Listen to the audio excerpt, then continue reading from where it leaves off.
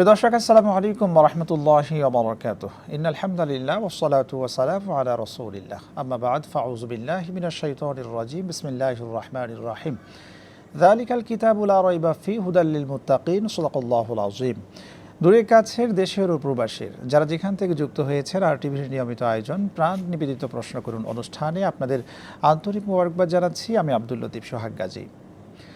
প্রিয় দর্শক, আপনাদের করা প্রশ্নের উত্তর দেওয়ার জন্য প্রতি রবিবার এবং সোমবার সন্ধ্যা 6টা 5 মিনিটে সন্ধ্যা এবং বিকালের এই সময়টাতে আমরা আসি আপনাদের করা প্রশ্নগুলোর উত্তর দেওয়ার জন্য। এখানে একজন বাংলাদেশের বিদগ্ধ আলেমে দ্বীনকে আমরা আমন্ত্রণ জানিয়ে থাকি। এরই ধারাবাহিকতায় আজও আমরা আমন্ত্রণ জানিয়েছি বিশিষ্ট ইসলামিক চিন্তাবিদ, গবেষক, মিডিয়া ব্যক্তিত্ব ডক্টর মোহাম্মদ রেজাউল হোসেন হাফিজাহুল্লাহ, ইসলামিক স্টাডিজ বিভাগ, জগন্নাথ বিশ্ববিদ্যালয়, সহযোগী অধ্যাপক। আসসালামু আলাইকুম ওয়া রাহমাতুল্লাহ। ওয়া আলাইকুম আসসালাম ওয়া রাহমাতুল্লাহি ওয়া বারাকাতুহু। কেমন আছেন স্যার? আলহামদুলিল্লাহ, আপনি কেমন আছেন? আলহামদুলিল্লাহ, আল্লাহ রাব্বুল আলামিন আমাদের ভালো রেখেছেন। শুকরান। প্রিয় দর্শক, আজকের মেহমানের সাথে আমরা পরিচয় হলাম। আজকের আলোচ্য বিষয় আমরা রেখেছি মহরমের গুরুত্ব ও তাৎপর্য।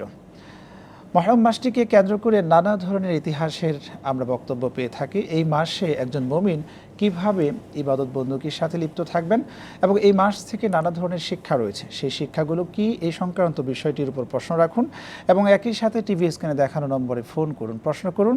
আপনার জীবন ঘনিষ্ঠ যেখানে ইসলামিক সমাধানের প্রয়োজন সেখান থেকে প্রশ্ন রাখুন। ইনশাআল্লাহ আমরা কোরআন, সুন্নাহ এবং বিজ্ঞান ভিত্তিক আপনাদের করা প্রশ্নগুলোর উত্তর দেবার চেষ্টা করব। দর্শক শ্রোতা, এবং একই সাথে RTV ফেসবুক পেজ এবং RTV ইসলামিক শো ফেসবুক পেজেও সরাসরি সম্প্রচার করা হচ্ছে আমাদের এই গুরুত্বপূর্ণ আয়োজন। সেখানেও কমেন্টে আপনার পছন্দের প্রশ্নটা লিখুন, সেখান থেকেও প্রশ্ন সংগ্রহ করে উত্তর দিয়ে থাকি। জি আলহামদুলিল্লাহ, রব্বে কারিমের কাছে শুকরিয়া আদায় করছি যিনি আমাদেরকে এমন একটি মাসে উপনীত করেছেন যেই মাসটির কথা নবী করিম সাল্লাল্লাহু আলাইহি ওয়াসাল্লাম অনেক গুরুত্বের সাথে আমাদেরকে বলেছেন। সেই মাসটি হলো মহরম মাস। মহরম মাসের গুরুত্ব ও তাৎপর্য নিয়ে আপনি আলোচনা যদি শুরু করতেন। আলহামদুলিল্লাহ, ওয়াসসালাতু ওয়াসসালামু আলা রাসূলিল্লাহ ওয়া বা'দ। আপনাকে ধন্যবাদ। আমরা একেবারে রিলেভেন্টলি এমন একটি সময় উপনীত, আমরা জানি যে মহরম মাস চলছে, গত হয়েছে জিলহজ। জি। তো এই মহরম অনেক দিক থেকে খুবই গুরুত্বপূর্ণ এবং তাৎপর্যবহ। দেখুন, আল্লাহ রাব্বুল আলামিন এই যে সময় দিয়েছেন এবং সময় আবর্তনের একটা প্রক্রিয়া করে দিয়েছেন, এবং আল্লাহ তাআলা বলেছেন এই যে রাত দিনের সময় পরিক্রমা, এর সাথে রিলেভেন্ট হচ্ছে চাঁদ। এই যে চাঁদের আবর্তন এবং সেই কেন্দ্রিক সময় নির্ধারণ, মাস নির্ধারণ। জি। দেখুন, আল্লাহ তাআলা এই বিষয়টিকে বলেছেন এরকম করে যে আল্লাহর কাছে ইসনা আশরা শাহর, কোরআন এসছে যে 12টি মাসের কথা আল্লাহ তাআলা বলেছেন। এখানে বলা হয়েছে, অর্থাৎ এখানে সুনির্দিষ্ট 12টি মাস আল্লাহ তাআলা বলেছেন। এবং সেখানে স্পষ্ট করে আবার আল্লাহ তাআলা বলেছেন মিনহা আরবাআতু হুরুম, মানে 4টি আবার সম্মানিত মাস, হারাম মাস। এখন এখানে হারাম নিয়ে আবার কনফিউশন চলে আসবে। হারাম শব্দের অনেকগুলো অর্থ আছে। পাশাপাশি এটাও বলা দরকার যে কোরআনের একটি অর্থ রিলেভেন্টলি বলছি, আমাদের অনেক দর্শকরা দেখছেন যে একটি শব্দের প্রায় অভিধান বেত্তাদের মতে 10, 12, 30 পর্যন্ত অর্থ মা'না কাসীর, অনেক অর্থ প্রদান করে। দেখুন, একদিকে হারাম মানে কি সম্মানিত পবিত্র, আরেকদিকে আবার নিষিদ্ধ। এখানে আল্লাহ রাব্বুল আলামিন 4টি মাসকে সম্মানিত বলেছেন। এই 4টি মাস কি, এটি আবার হাদিসে পাওয়া গেছে। সেই 4টি মাস কি, সেটি হচ্ছে জিলকাত, জিলহজ, তারপর হচ্ছে রজব, এবং 4 হচ্ছে এই মুহররম মাস। এবং এটা সহিহ বর্ণনা এসেছে এই 4টি মাসের কথা কোরআনে কিন্তু সরাসরি না বললেন নবী করিম সাল্লাল্লাহু আলাইহি ওয়াসাল্লাম এই 4 মাসে ব্যাখ্যা দিয়েছেন এবং এটা সহিহ হাদিসের বর্ণনা এসেছে। আর সেক্ষেত্রে মুহররমের কথা চলেই আসলো। এখন আসুন, এই মুহররম মাস আল্লাহ রাব্বুল আলামিন এটাকে পবিত্র এবং সম্মানিত মাস বলেছেন। এই মাসটির সাথে অনেকগুলি ঘটনার কিন্তু একটা মিশ্রণ আছে, অনেকগুলো ঘটনার সাথে সম্পর্ক আছে। এটা মানে এই পৃথিবীর অনেকগুলো সংঘটিত ঘটনা, একেবারে পৃথিবীর সৃষ্টি থেকে হযরত আদম আলাইহিস সালামের সৃষ্টি, হযরত আদম আলাইহিস সালামকে পৃথিবীতে অবতরণ থেকে শুরু করে নূহ আলাইহিস সালামের মহাপ্লাবনের পর যেদিন মুক্তি লাভ করা হলো, ফিরআউন যে সাগরে নিমজ্জিত হলো এবং মুসা আলাইহিস সালাম সহ বনী ইসরাইল মুক্তি পেল। আইয়ুব আলাইহিস সালাম রোগ থেকে মুক্তি পেলেন। নমরুদের সেই অগ্নিকুণ্ড থেকে ইব্রাহিম আলাইহিস সালাম মুক্তি পাওয়া, এমন করে ঈসা আলাইহিস সালামকে আসমানে উত্থিতকরণ পর্যন্ত পৃথিবীর উল্লেখ্য যে সংঘটিত আম্বিয়া আলাইহিমুস সালামের যে ঘটনা এবং সারা জাগানো যে ঘটনা কোরআন এবং হাদিস এবং বিভিন্ন ভাবে আমরা জানি, সেই সকল ঘটনা কিন্তু এই মুহররমকে কেন্দ্র করে, বিশেষ করে 10ই মুহররম, যেটাকে আশরা বা আশুরা বলে। আশুরা মানে 10, সেখান থেকে আশুরা। এভাবে ভরপুর বেঁচে থাকাটাই জীবন, আর জীবনের স্বাদের অনিবার্য সঙ্গী প্রাণ। এই আশুরাটা আমরা কিভাবে করে পালন করব, এই দিনে আমাদের করণীয় কি, শুনবো। একজন দর্শক আমাদের সাথে যুক্ত হয়েছেন। আসসালামু আলাইকুম প্রিয় দর্শক, কে কোথা থেকে যুক্ত হয়েছেন নাম বলে প্রশ্ন করুন।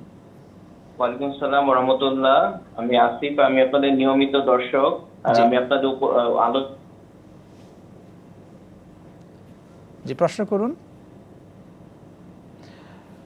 প্রিয় ভাই, আপনাকে শুনছি না, আপনি আমাদের নিয়মিত দর্শক পর্যন্ত আমরা শুনেছি। থ্যাংক ইউ আমাদের সাথে যুক্ত হওয়ার জন্য। চেষ্টা করুন, ইনশাল্লাহ আছি আমরা আপনাদের করা প্রশ্নগুলোর উত্তর দেওয়ার জন্য। জি, এই আলোচনা ছিলাম আশুরা সংক্রান্ত আলোচনা। জি, এই আশুরা বা এই মুহররমের একটা এই দিনে করণীয় কি স্যার?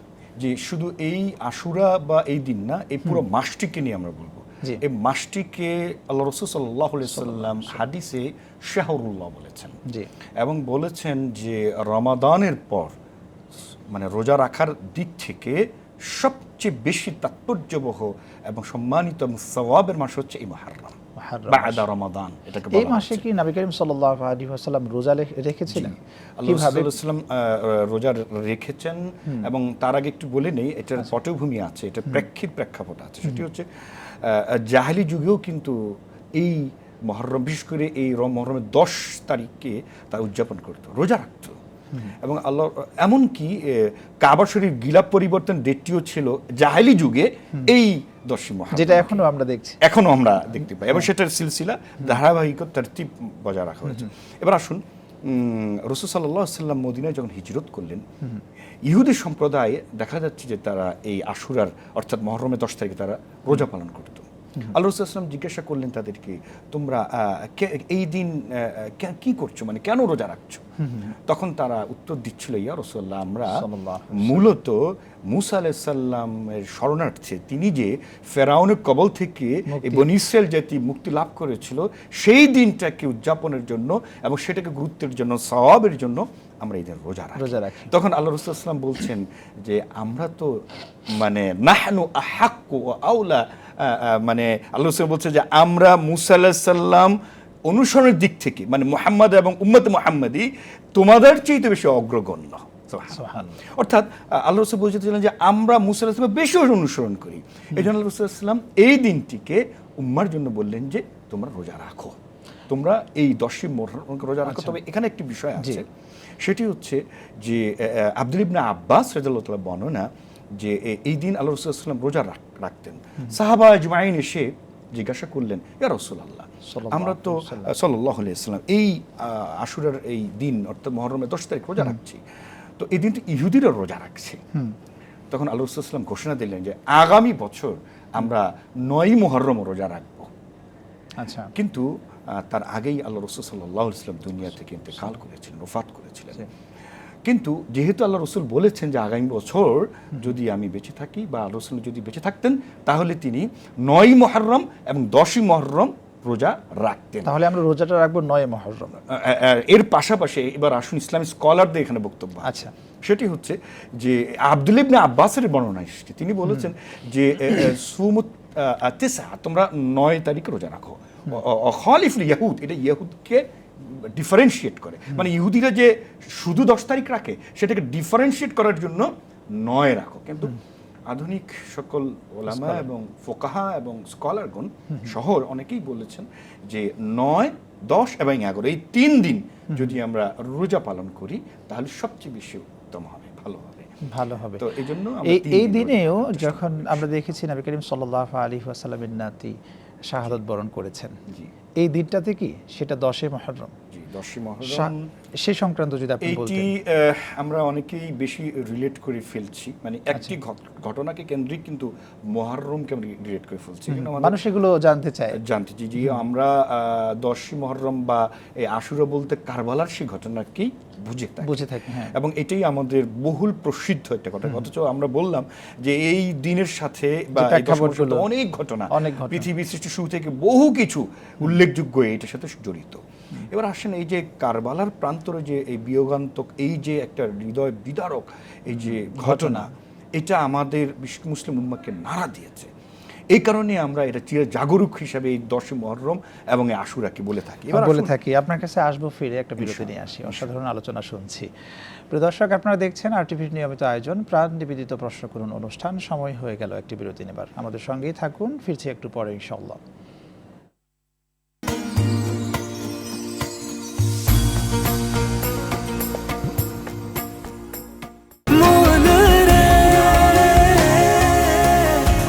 এভাবে ভরপুর বেঁচে থাকাটাই জীবন, আর জীবনের স্বাদের অনিবার্য সঙ্গী প্রাণ।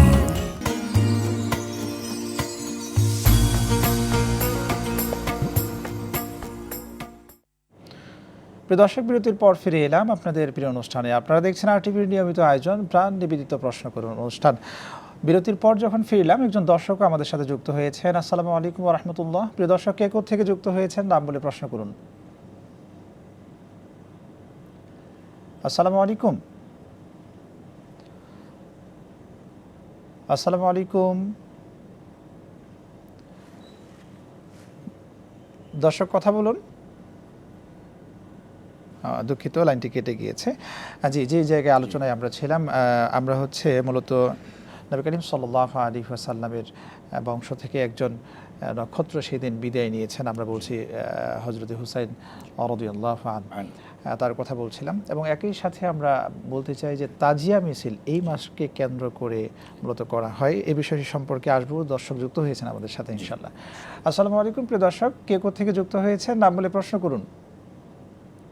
আমি আসিফ বলতেছিলাম বনশ্রী থেকে। জি জি। আমার প্রশ্ন ছিল যে আমলের সাথে মানে কোন প্রসেস অ্যাপ্লাই করলে জব তাড়াতাড়ি পাওয়া যায়? মানে আমলের সাথে কোন প্রসেস অ্যাপ্লাই করলে? ওকে, আমলের সাথে। আপনাদের আলোচকের অনেক ভক্ত। ওকে, থাকুন আমাদের সাথে প্রিয় ভাই, যুক্ত হওয়ার জন্য অসংখ্য ধন্যবাদ। যে আমরা দর্শকের করা প্রশ্নের উত্তর দিয়ে মূলত আলোচনায় ফিরবো যে আমলের সাথে, মানে ওনার জবের প্রয়োজন, আমল কাজ মূলত উনি বোঝাচ্ছে কি ধরনের কাজগুলো করলে খুব দ্রুত উনি জব পেতে পারেন। চমৎকার। জি ভাইকে ধন্যবাদ, শুকরান, জাযাকাল্লাহ। তো তিনি যে প্রশ্নটি করেছেন, এই প্রশ্নটি আমাকে আমার অনেক ছাত্ররাও শিক্ষার্থীরা করে, যারা পাশ করে দীর্ঘদিন ধরে বেকার হয়ে আছে, চাকরি হচ্ছে না, চাকরি খুঁজছেন। কারণ আমরা জানি আমাদের দেশটি অত্যন্ত মানে বেকার সমস্যায় জর্জরিত একটি দেশ। তো অনেক শিক্ষিত বেকার কোটি কোটি আমাদের চারপাশে আছে। তো তারপরেও আমাদের কি করণীয়, আমরা কিভাবে করে আমাদের কর্মসংস্থানকে আমরা নিশ্চিত করতে পারি, সেটার জন্য দেখুন আল্লাহ রাব্বুল আলামিন কোরআনে কিন্তু আমাদেরকে বলেছেন যে পৃথিবী আল্লাহ তাআলা এমন কোনো সৃষ্টিজীব রাখেন নাই যে তাদের রিস্কের ব্যবস্থা আল্লাহ তাআলা করেন নাই। সুতরাং আপনাকে ফাইযা কুদিয়াতিস সালাত ফান্তাশিরু ফিল আরদ ওয়াবতাগু মিন ফাদলিল্লাহ, অর্থাৎ সালাত শেষ হওয়ার পরপর যে আমলের কথা তিনি বললেন, আমরা যে আমল অর্থাৎ আল্লাহ তাআলা আমাদের যে সালাতগুলি ফরজ করেছেন, সেই ফরজ ইবাদত যখন শেষ হয়ে যাবে, এর পরের আমল হলো যে আমাকে রিস্কের সন্ধানে বেরিয়ে যাওয়া। দেখুন, একটু প্রসঙ্গত সিরাত বলতে হয়। ওমর রাদিয়াল্লাহু তাআলা আনহু মসজিদে নববীতে অনেকেই সলাতের পর বসে কথাবার্তা বলতেন, কিছু জিকির আজগার করতেন, বিভিন্ন রকম আমলের করার চেষ্টা করতেন। এভাবে বেশ কিছুদিন উনি যখন পর্যবেক্ষণ করলেন, একটা পর্যায়ে তিনি রেগে গেলেন। আমরা ওমর রাদিয়াল্লাহু তাআলার মেজাজ সম্পর্কে অনেকে জানি, তিনি রেগে গেলেন। তিনি বললেন যে মসজিদে সলাত শেষ হওয়ার পর তোমাদের এখানে কি কাজ? এমনও বর্ণনা পাওয়া যায় যে তিনি লাঠি নিয়ে তাদেরকে বলতেন যে তোমরা বেরিয়ে যাও, তারই মানে মসজিদে এখন সালাত শেষ, এখন রিস্কের অন্বেষণে বেরিয়ে পড়ো। এই জন্য আমার ভাইকে আমরা বলবো যে আপনি যখন আল্লাহ কর্তৃক যে প্রদত্ত ফার্জ যে সলাত এবং অন্যান্য ইবাদাতগুলো আছে, সেগুলো একদম নিষ্ঠার সাথে পালন করুন। পাশাপাশি এইবার আপনি এই যে হালাল রিস্কের অন্বেষণের জন্য বেরিয়ে পড়ুন। প্রচেষ্টায় মত্ত হন। লাইসা লিল ইনসানি ইল্লা মা সাআ। এটাই হলো আপনার সবচেয়ে বড় একজন আমল। দর্শক যুক্ত হয়েছেন, জি। শুনবো। আসসালামু আলাইকুম প্রিয় দর্শক, কে কোত্থেকে যুক্ত হয়েছেন নাম বলে প্রশ্ন করুন। ওয়ালাইকুম আসসালাম, প্রশ্ন করুন। আমি রাকিব বলছিলাম ঢাকা থেকে।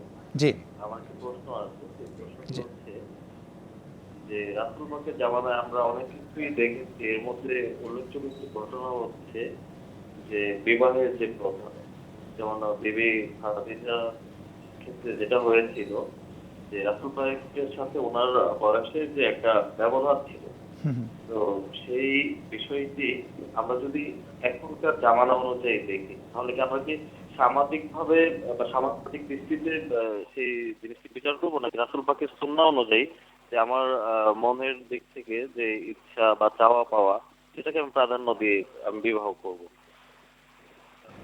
তো আপনি এটাই জানতে চাচ্ছেন। জি, আমাদের সাথেই থাকুন, আপনার করা প্রশ্নের উত্তরে যাব। যদি পূর্বের প্রশ্নের উত্তর হয়ে থাকে তাহলে এই প্রশ্নের উত্তরে যাব ইনশাআল্লাহ। যে পূর্বের উত্তর আরেকটু বলবো যে আল্লাহ রাসূল সাল্লাল্লাহু আলাইহি ওয়াসাল্লাম কিন্তু বলেছেন যে আপনি যে তাওয়াক্কুল করবেন, তাওয়াক্কুলের যে হাদিসটি, যে উটের রশি বেঁধে নাকি ছেড়ে, আল্লাহ রাসূল সাল্লাল্লাহু আলাইহি ওয়াসাল্লাম হচ্ছে উটের রশি বেঁধে তারপর আল্লাহর উপর ভরসা করে বেরিয়ে পড়ো। তো সুতরাং আমাদের ওই ভাইয়ের জন্য আমাদের পরামর্শ হচ্ছে, আমাদের নাসিহা হচ্ছে, আপনি যত ধরনের ফরজ ইবাদত করুন, এবং আপনার জন্য অনিবার্য ফরজ হলো রিজক অন্বেষণ করা। এটা হচ্ছে সবচেয়ে বড় আমল। জি। এই হচ্ছে তার জন্য নাসিহা। এবং পরের ভাই আমার মনে হয় প্রশ্ন করেছেন যে বিয়ের বয়সের ডিফারেন্স।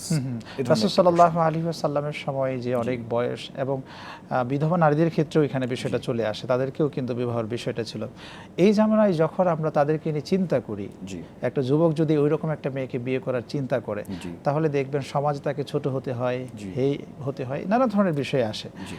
এই বিষয়টাই মূলত সে জানতে চেয়েছে। প্রসঙ্গত একটু বলে রাখি, আপনি খুব ভালো একটি বিষয় উত্থাপন করেছেন।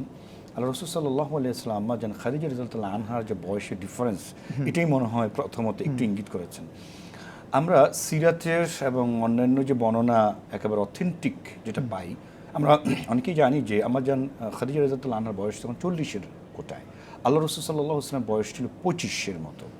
এমন এই ধরনের বর্ণনা আমরা পাই। কিন্তু এছাড়াও বেশ কিছু শক্তিশালী বর্ণনা আমরা পাই, সেটা হচ্ছে যে আল্লাহ রাসূল সাল্লাল্লাহু আলাইহি ওয়াসাল্লাম আম্মা জান খাদিজার বয়সের ডিফারেন্স 15 বছর ছিল না। এমন বর্ণনা পাওয়া যায় যে 5 থেকে 7 বছর পর্যন্ত বর্ণনা, শক্তিশালী বর্ণনা পাওয়া যায়। অর্থাৎ এই যে একটা লং ডিফারেন্সের যে তথ্য আমাদের পুরো সমাজের মধ্যে ছড়িয়ে আছে, ব্যাপারটা এমনটাও কিন্তু নয়। কারণ সিরাতের বর্ণনা এইটার বিভিন্ন ধরনের বর্ণনার সূত্র আছে। তো শক্তিশালী বর্ণনা আমি দেখছি যে সেখানে 7 বছরের মতো ডিফারেন্সের বয়সেরও আমরা পাওয়া যায়। অর্থাৎ এটা একটা লং ডিফারেন্স না। এবার আসুন যে এখানে কিন্তু প্রেক্ষাপট একটা ইম্পর্টেন্ট বিষয়। জি।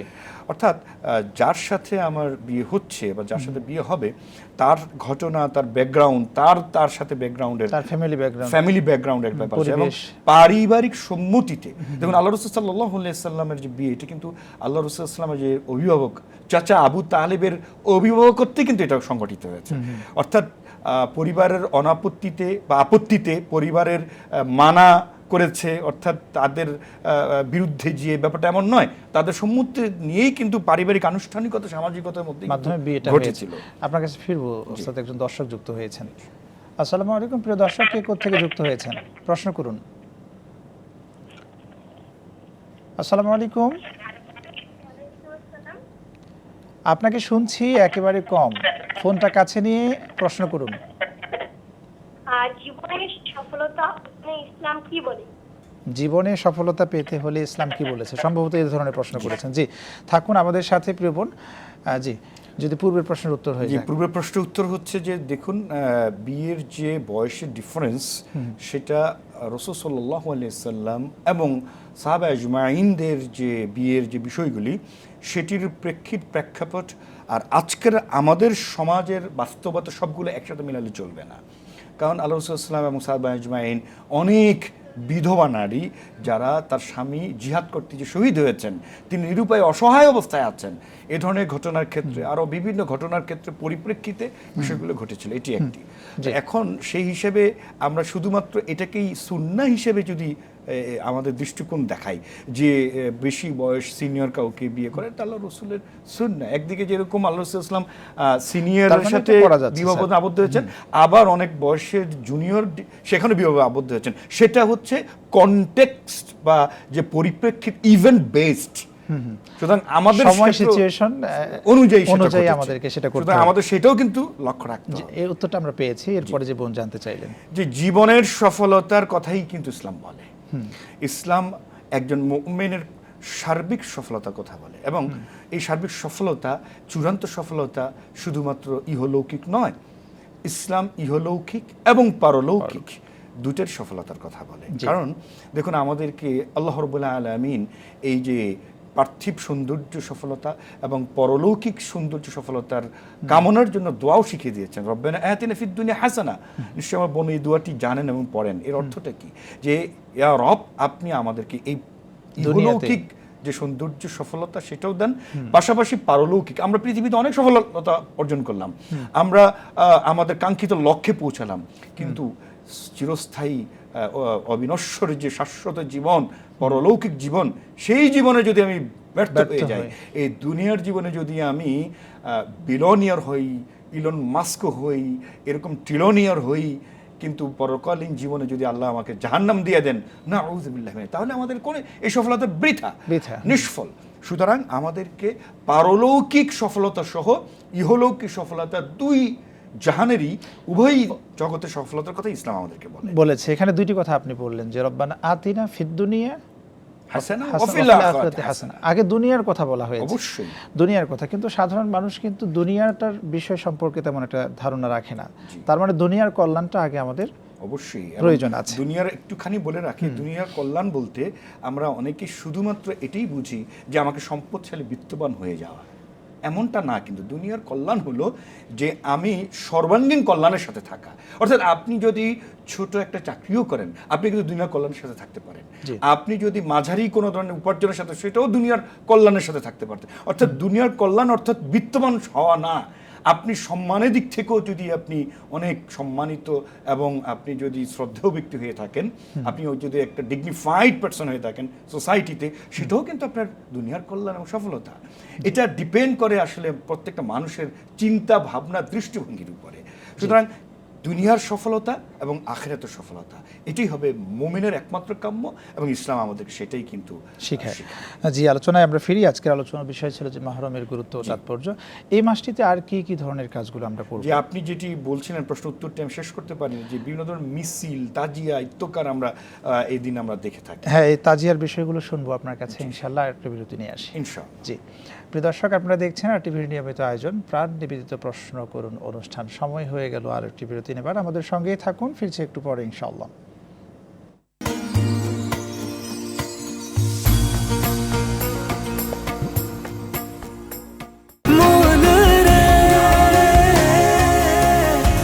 এভাবে ভরপুর বেঁচে থাকাটাই জীবন, আর জীবনের স্বাদের অনিবার্য সঙ্গী প্রাণ।